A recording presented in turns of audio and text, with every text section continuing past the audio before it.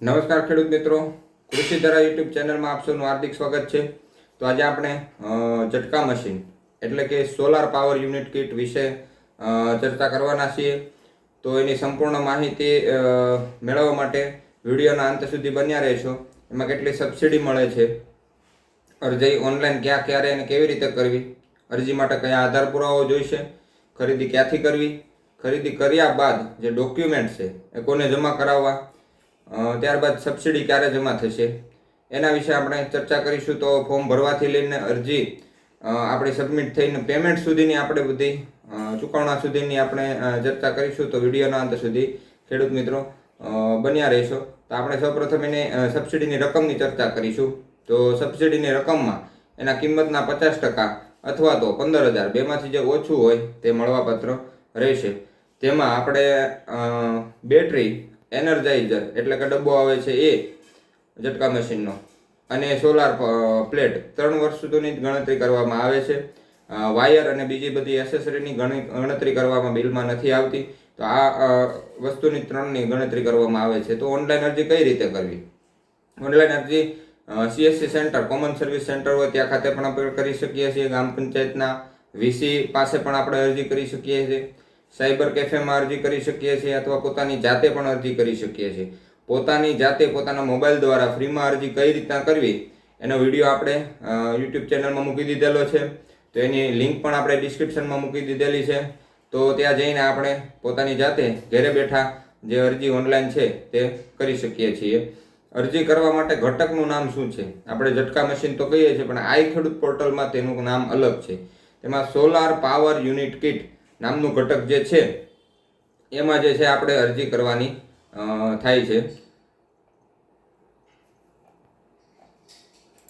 કઈ તારીખથી કઈ તારીખ સુધી આપણે અરજી કરી શકીએ છીએ? તો આપણે તારીખ 27 માર્ચ 2026 થી 26/4/2026 એટલે 26 એપ્રિલ સુધી આપણે અરજી કરી શકવાના છીએ। આ વખતે જે છે ડ્રો સિસ્ટમ લાગુ કરવામાં આવેલી છે ગઈ વખતની જેમ, એટલે કે 1 મહિનો આખો આપણે ફોર્મ ભરાશે અને ફોર્મ ભરાયા બાદ ડ્રો થશે અને ડ્રોમાં જે ખેડૂતોના નામ આવે એ લોકોને જ પૂર્વ મંજૂરી મળવા પાત્ર રહેશે અને એ જ લોકોને લાભ મળવા પાત્ર રહેશે। તો ઓનલાઈન અરજી કર્યા બાદ આપણે શું કરવું? તો અરજીની પ્રિન્ટ જે છે આપણી પાસે સાચવીને રાખવાની રહેશે અને પૂર્વ મંજૂરી અને હુકમની રાહ જોવાની રહેશે। જો ડ્રોમાં તમારું નામ આવે તો સાધનિક કાગળોમાં ગ્રામ સેવક શ્રીને આ અરજીની ઝેરોક્ષ સહીવાળી આપણે જમા કરાવવાની થશે, એટલે આ અરજીને સાચવીને રાખવાની થશે। પૂર્વ મંજૂરીનો હુકમ મળી જાય પછી શું કરવું? પૂર્વ મંજૂરીના હુકમ બાદ ટ્રેક્ટરની ખરીદી માટે ઝટકા મશીનની ખરીદી માટે 30 દિવસની મુદત આપવામાં આવે છે। પૂર્વ મંજૂરીના હુકમ બાદ સાધનની જે છે ખરીદી કરી એના ડોક્યુમેન્ટ આઈ ખેડૂત પોર્ટલ ઉપર આપણે જમા કરાવવાના રહેશે અને ત્યારબાદ ગ્રામ સેવકશ્રીને 30 દિવસની અંદર આપણે બધી જે ફાઇલ છે ખરીદી કરીને જમા કરાવવાની રહેશે। સાધનની ખરીદી ક્યાંથી કરવી? તો સરકારશ્રી દ્વારા માન્ય કરેલી જે એવી કંપની હોય અને મોડલની જે હોય તે માન્ય ડીલર પાસેથી ખરીદી કરવાની રહેશે અને આ માન્ય કરેલ કંપનીની મોડલની વિગત આઈ ખેડૂત પોર્ટલ ઉપર આપણે સ્ક્રીનમાં દર્શાવ્યા મુજબ કંપની અને ડીલર એ ટેબમાં આપણે ખેતીવાડી વિભાગ પસંદ કરવાનો છે અને તેમાં સોલાર પાવર યુનિટ કિટ પસંદ કરવાનું છે અને ત્યારબાદ આપણે છેલ્લે પણ સોલાર પાવર યુનિટ કિટ પસંદ કરવાનું છે ખેત ઓજાર અને સાધનોમાં।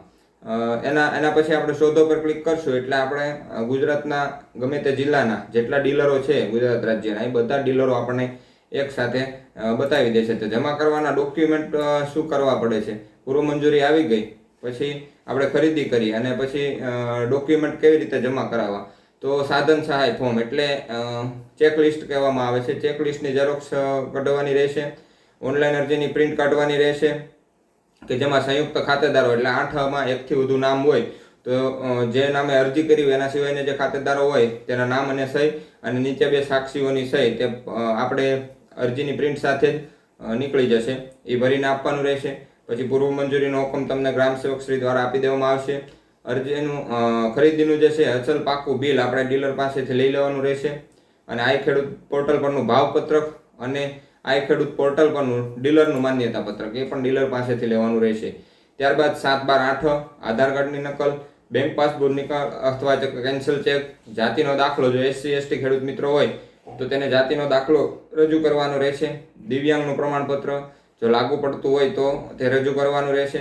અને ઝટકા મશીન જે છે એ વાડીમાં લગાવેલું હોય, એટલે જે તે સર્વે નંબરમાં આપણે ફોર્મ ભર્યું હોય એ વાડીમાં લગાવેલો હોય એ વાડીમાં આપણે ફોટો પાડવાનો છે.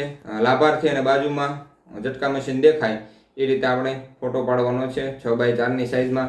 તો આપણે અરજી કરવાથી લઈને પેમેન્ટ સુધીની સંપૂર્ણ પ્રક્રિયા આપણે સમજાવી દીધી છે.